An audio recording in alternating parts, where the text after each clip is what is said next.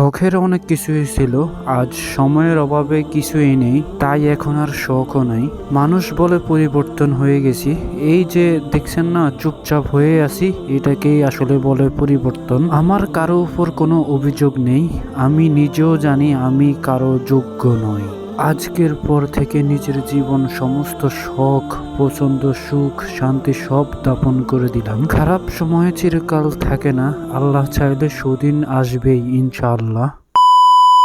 Hello Ibran, আসসালামু আলাইকুম, welcome to my YouTube channel. আশা করি সবাই ভালো আছেন, আমিও আলহামদুলিল্লাহ ভালো আছি। তো আমি এখন আছি হচ্ছে যমুনা ফিশার পার্কের সামনে থেকে, যেহেতু এটা ফ্রাইডের ভিডিও, যেহেতু ফ্রাইডের ক্লিপটা, যেহেতু ফ্রাইডে, তো আজকে প্রায় অনেকদিন শুক্রবার পর ঘুরতে একটু বের হইলাম। তো যাও একটু বের হয়েছি পাম্প থেকে আগে থেকে আসলে ফুল নিয়ে বের হয়েছি। কারণ ফুল নিয়ে বের হওয়ার কারণ হচ্ছে যে কোথাও গেলে যাতে রিক্সি না হয়ে যায়। কারণ আমি যদি হচ্ছে 300 ফিটের ভিতরে ঢুকি, তাহলে কিন্তু ওদিকটাতে হচ্ছে আপনার বেশিরভাগ সময় ফুয়েল পাওয়া যায় না, এবং হচ্ছে ওদিকটাতে হচ্ছে আপনার তেল তুল কিছু পাওয়া যায় না, এবং পাম্পও পাওয়া যায় না, এবং বিভিন্ন দোকানে হচ্ছে আপনার ফুয়েল পাওয়া যায়, কিন্তু ওদিকটাতে আসলে তেমনও পাওয়া যায় না। আর এমনিতেই হচ্ছে আপনার এই দিকটাতে আপনার আজকে যেহেতু ফ্রাইডে, আর এমনিতে আতিফ আসলাম আসার কথা ছিল, তো সেও আসার কারণে এই দিকটাতে আরো বেশি জাম পড়তে পারে। যাই হোক, এত কথা বলে লাভ নাই। আমার ব্যাপারে আমি কথা বলি। আমি একজন হচ্ছে মধ্যবিত্ত ঘরের ছেলে। কারণ আমি 2018 সালে হচ্ছে আমি ঢাকায় আসি। যখন আমি ঢাকায় আসি তখন আসলে আমি কিছুই বুঝতাম না, আমার ওরকম কোনো ধারণাই ছিল না আসলে ঢাকা চলাফেরার ব্যাপারে, এবং হচ্ছে ঢাকা কিভাবে একটা জব করতে হয়। তখন আসলে খুব বেকার ছিলাম। নিজের বড় ভাই আসলে তখন ঢাকা ছিল, যখন ঢাকা ছিল তখন হচ্ছে নিজের বড় ভাই আসলে মাথার উপরে ছায়ার মতো লেগেছিল। যখন আমি আসলাম তখন কিন্তু আমি আসছিলাম হচ্ছে আবেগের কারণে। আর যে সবাই ঢাকায় পড়াশোনা করে, তখন আমিও হচ্ছে ঢাকায় পড়াশোনা করব, সেই কারণে হচ্ছে আমার ঢাকায় আসা। কিন্তু আমি তখনও বুঝতাম না যে ঢাকায় আসলে আসলে নিজের বড় ভাই কতটা কষ্ট করতেছে, আসলে সেটাও আমি তখনও বুঝি নাই। যখন বুঝছিলাম হচ্ছে আমি 2018 সালে, যেহেতু আমি আমার পরীক্ষা দিয়ে আমি ঢাকায় এসে একটা কলেজ ভেসে তারপর হচ্ছে কলেজের মধ্যে ভর্তি হবো। তো 2018 সালে যখন আসছি তখন আমার ভাইয়ের আসলে পরিস্থিতি তেমন একটা ভালোই ছিল। কিন্তু আমি যখন আসছি তখন হচ্ছে আমার আসার পর প্রায় তখন থেকে হচ্ছে আমার ভাইয়ের আসলে বিগ একটা প্রবলেম হয়ে যায়। কারণ হচ্ছে আমার খরচ চালানো এবং হচ্ছে আমার কলেজের খরচ চালানো,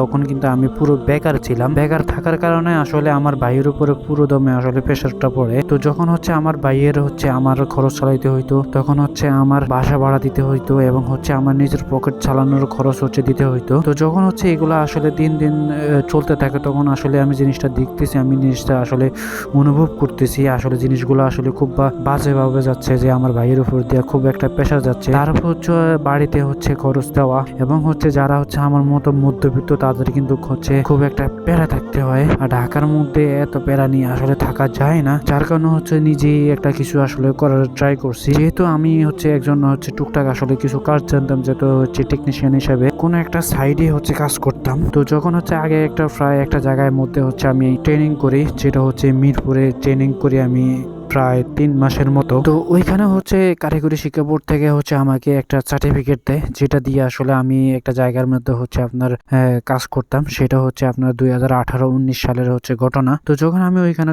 কাজ করতাম, তখন হচ্ছে আমার হয়তো কি, তো ওইখানে হচ্ছে আমাকে পার ডে হচ্ছে আমাকে 300 থেকে 350 টাকা আমাকে দিত। তো ওই টাকা দিয়ে হচ্ছে আমি প্রায় 1 মাসের মতো আমি ওইখানে করি। এইখান থেকে হচ্ছে আমি যখন বাসা ছিল হচ্ছে যমুনা ফিশার পার্কের সামনে, তো ওইখান থেকে আসলে আমার আসা যাওয়া করতে হইতো আপনার শ্যামলী। তো এইখান থেকে আসলে আসা যাওয়া করতে যাইতে 30 টাকা, আসতে 30 টাকা, আর ওইখান থেকে হচ্ছে এলিগোনা দিয়ে যাইতে আসতে 20 টাকা। তো টোটাল হচ্ছে এখানে হচ্ছে 80 টাকা চলে যেত। নিজের খাওয়া থাকতো হচ্ছে, এবং হচ্ছে দুপুরের খাবারটা হচ্ছে ওনারা খাওয়াইতো। তো এইখানে হচ্ছে আপনার আসা যাওয়া করতে করতে আপনার একদিনে চলে যেত প্রায় 150 টাকা। তো এখানে হচ্ছে আমি যদি 350 টাকার যদি কাজ করি, তাহলে হচ্ছে আমার কাছে থাকতো প্রায় 100 বা 150 টাকা এরকম। তো এরকম করে করে আসলে প্রায় আমি 1 মাস করি। তো এখান থেকে হচ্ছে যখন আমি শ্যামলী যাইতাম, তখন হচ্ছে আমাকে ঘুম থেকে উঠতে হইতো আপনার প্রায় 8টা এবং 7:30টার দিকে। রাতে আসতাম হচ্ছে রাত 10টার দিকে। তো এরকম করতে করতে প্রায় একটা সময় হচ্ছে খুব একটা খারাপ সময় হয়ে যায়, যে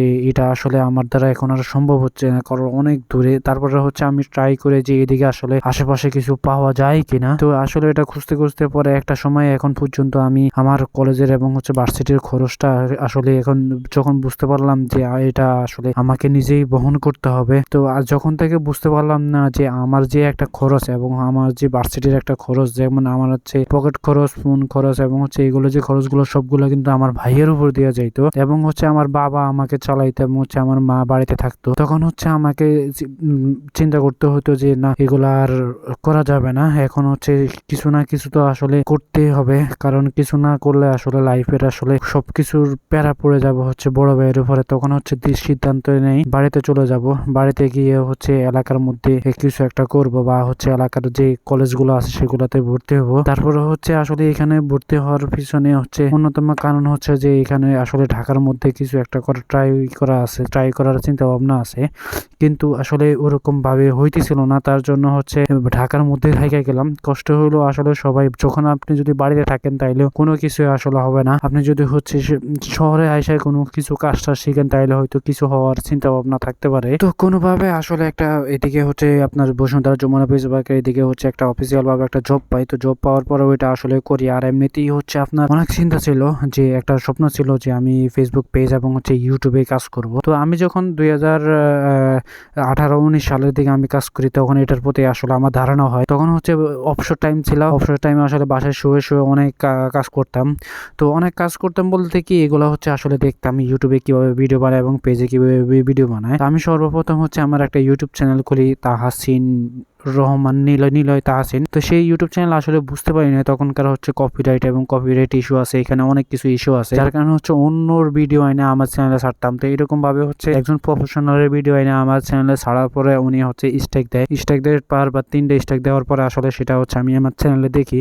তো তখনও বুঝতে পারলাম না যে আসলে ইউটিউবের আসলে কিভাবে কাজ করে। তো আজকে প্রায় 2018-20 থেকে আমি কাজ করতেছি আলহামদুলিল্লাহ, কিন্তু মাঝখান দিয়ে হচ্ছে আমি আবার ফেসবুক পেজেও কাজ করি, খুব খারাপভাবে হচ্ছে ওটার পিছনে লাগি। এখন যে আপনারা যদি দেখতেছেন তাহলে আমি যে দিনে একটা করে ভিডিও দিচ্ছি, সেটাও কিন্তু আসলে ফেসবুক পেজের মধ্যেও খুব ভালোভাবে কাজ করছিলাম।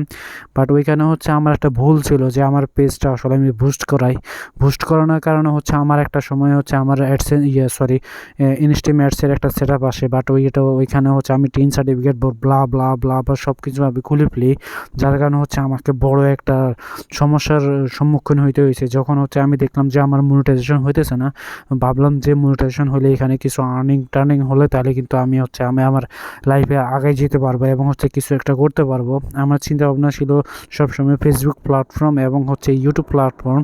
তো এই দুইটা জায়গার মধ্যে হচ্ছে আমি সবসময় আমার ফোকাস বেশি ছিল। আজকে প্রায় হচ্ছে 4 থেকে 5 বছর ধরে কিন্তু আমি এইসব প্ল্যাটফর্মে আসলে পড়ে আছি। তো আমাকে আসলে এগুলা করতে হয়েছে, প্রায় অনেক কষ্ট করতে হয়েছে ভাই, অনেক কষ্ট করে আসছি। আমি আমার ফেসবুকে 6K ফলোয়ারের হচ্ছে আমি একটা পেজ রাইখা চলে আসছি, কারণ ওইখানে হচ্ছে আমি 3বার আমি ট্রাই করি যে আমার জন্য ট্রাই করি, কিন্তু ফেসবুক আমাকে দেয় নাই। পরিশেষে হচ্ছে আমার এই চ্যানেলটা কিন্তু হচ্ছে ওই পেজের আগে খোলা ছিল। তো আমি কি করতাম, ওইখানে যে ভিডিওগুলো বানাতাম এখানে হচ্ছে ভিডিওগুলো বানাইছিলাম। তো সেই ভিডিওগুলো কিছু ভিডিও এটাতে ছাড়ে। পরে আমার ফ্রেন্ডরা হচ্ছে আমাকে বলে যে তুই আসলে ওই ভিডিওগুলো এখানে ছাড় আর রেগুলার হচ্ছে ইউটিউবে কাজ করতে শুরু কর। তো আমার চ্যানেলের বয়স হচ্ছে প্রায় 3, 3.5 এবং হচ্ছে 2 এরকমের কাছাকাছি, আসলে ডেটটা আমার সঠিক মনে নাই। তো আমি যখন এগুলোতে আসলে কাজ করতে থাকি তখন হচ্ছে আমার কাছে একটা সময় মনে হচ্ছিল যে জিনিসটা আসলে আমার অভ্যাসে পরিণত হয়ে গেছে। আপনারা যদি আমার ভিডিও কোয়ালিটিগুলো দেখেন হয়তো একটু খারাপ হতে পারে এবং হচ্ছে ভিডিওর সব দিক দিয়ে খারাপ হতে পারে, বাট এটা হচ্ছে আমার জন্য একজন প্রফেশনালভাবে আমি এখন এটা নিয়ে নিছি। হয়তো আমার এটাতে ভিউ আসে কম, ভিউ আসলে সমস্যা নাই, এটা হচ্ছে আমার এখন রক্তের মধ্যে মিশে গেছে। যেহেতু আলহামদুলিল্লাহ অনেক কষ্ট করার পরে এখন হচ্ছে আমি আমার ইউটিউবের মনিটাইজেশন আমি পাই, অলরেডি হচ্ছে গেছে মাসে হচ্ছে মনিটাইজেশনটা আমি পাওয়ার পরে হচ্ছে এখন আমার মনিটাইজেশন থেকে আমার কিছুটা আর্নিং হচ্ছে 0.75 সেন্ট হচ্ছে যোগ হয়েছে আপনাদের দোয়া এবং হচ্ছে আপনাদের অল্প কিছু ভালোবাসায়, যেহেতু আমার এখানে হচ্ছে ভিউ আসে কম। তো এতটুকুই, অন্য কোনো হিস্টোরি আবার অন্য একদিন বলা হবে, অন্য কোনো ভিডিওতে আবার দেখা হবে। আজ পর্যন্ত এতটুকুই, সবাই ভালো থাকবেন, সুস্থ থাকবেন। যারা এখনও চ্যানেলটা সাবস্ক্রাইব করেন না তারা প্লিজ চ্যানেলটা সাবস্ক্রাইব করবেন এবং হচ্ছে আপনারা যদি কোনো হিস্টোরি বলা লাগে আমার কমেন্ট বক্সে জানাবেন, আপনার হিস্টোরিটা তুলে ধরার জন্য আমি আছি।